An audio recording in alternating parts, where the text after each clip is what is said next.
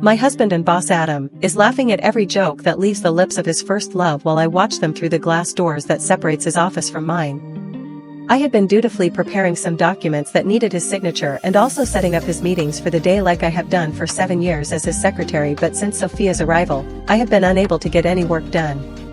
I feel a pang in my chest every time Adam laughs, almost tearing up at the thought that he has never laughed like that around me. I stare at her slender frame, her lush black hair that bounces back into place even when she throws her head back in laughter, and the grace in every of her movements. Sophia is an epitome of feminine grace, and every of her features is proof of why Adam has been hung up over her even though they separated years ago. Even though he married me. The dark blinds of his office are brought down abruptly, blocking my view of them both, and now all I can see is black. It is as if Adam is trying to prevent me from prying, even though I am his wife and privacy shouldn't be a thing between us, especially when it comes to a woman he used to love so much.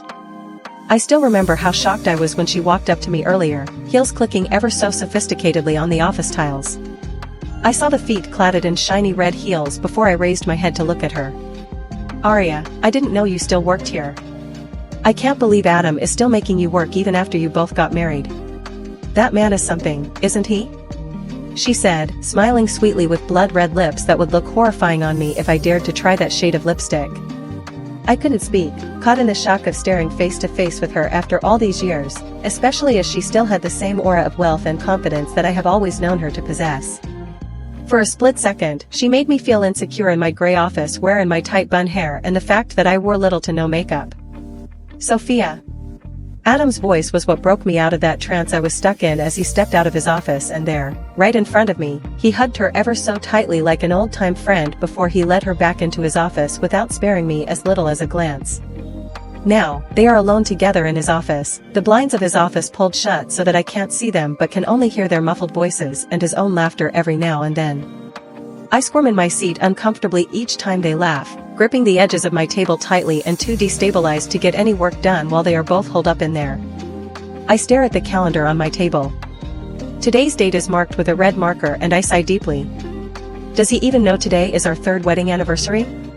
Every year, it seems like I am the only one who remembers it, and now with Sophia's appearance, I can already tell that today will pass by like it's just another day. I knew she was coming today. Being his secretary is the only reason why I knew the things Adam would rather keep from me. He already briefed me about a new business partner that just returned to the country 2 months ago and will be at the office at any time. What I didn't know, or should I say, what he purposely kept from me, was that the so-called business partner was Sophia Bradley, and perhaps the reason why he has been more cold and indifferent than usual, ever since her return. My heart aches at the realization, but it aches even more because there is nothing I can do about it. I have never had a place in Adam's heart, but he has been the only one in mine. I loved him from the very moment he saved my life years ago, but I can say the same for him.